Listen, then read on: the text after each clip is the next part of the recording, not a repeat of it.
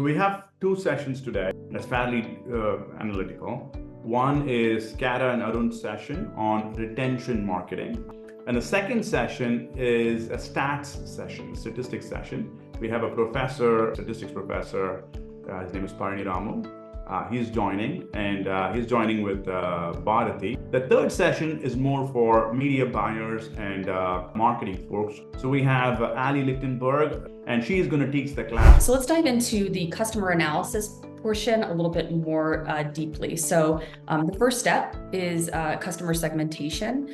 So you can split your house file by a variety of segmentation variables. The way to make it actionable is to run a benchmark analysis on it or a comparison study on it so that you can understand what's the difference between my RFM right now versus last quarter. How are people moving among my file, and where can I find opportunities to experiment? And then you can also dive in a little bit deeper and do an RFM snapshot for design. This is the example in the lower right-hand corner here. So the workflow for running a customer experiment. So first you'd run your customer analysis study. Once you know what's going on there, you're going to see a lot of opportunity likely for testing.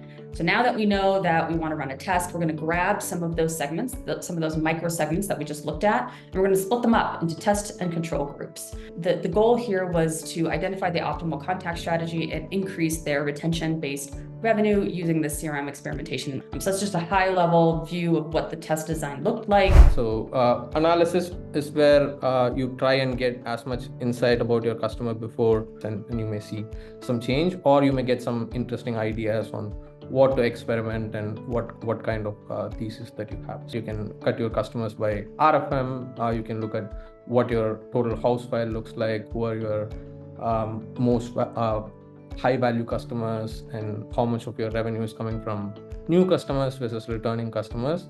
And this is the portion that Cara talked about. So this is the agenda that we're going to look at.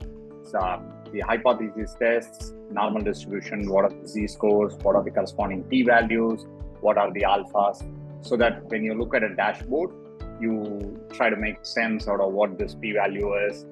Is it significant or is it insignificant? So we'll go through that quickly. Okay. The second part of that is the difference in difference.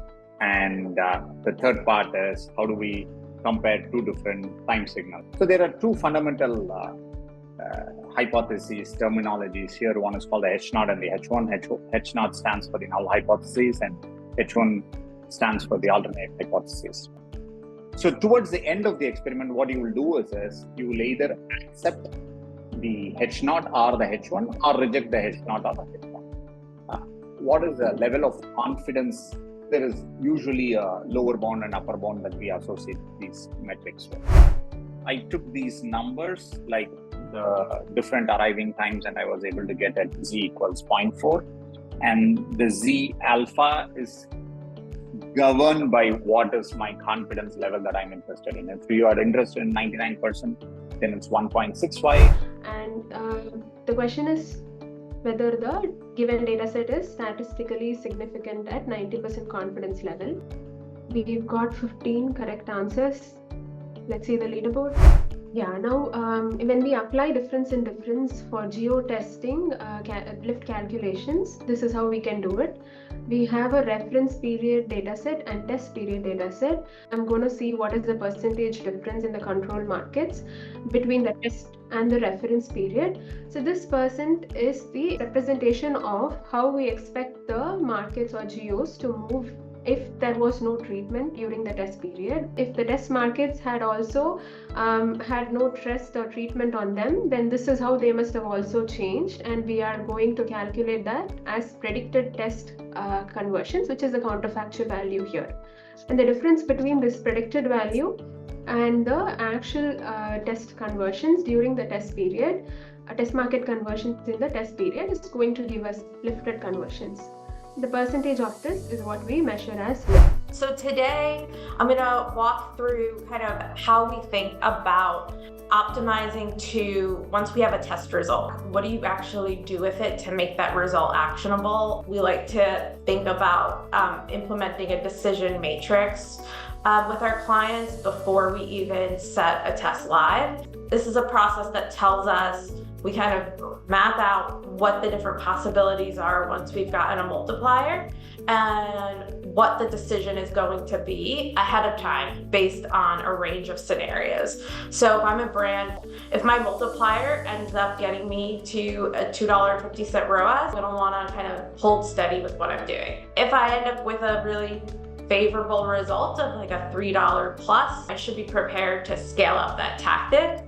And then, you know, if there's cases with a ROAS much lower than what we originally thought, that's going to lead us to a decision to reduce or cut budget in some circumstances. How are other brands thinking about like all these different micro tests that could have a big impact on how profitable a given audience is?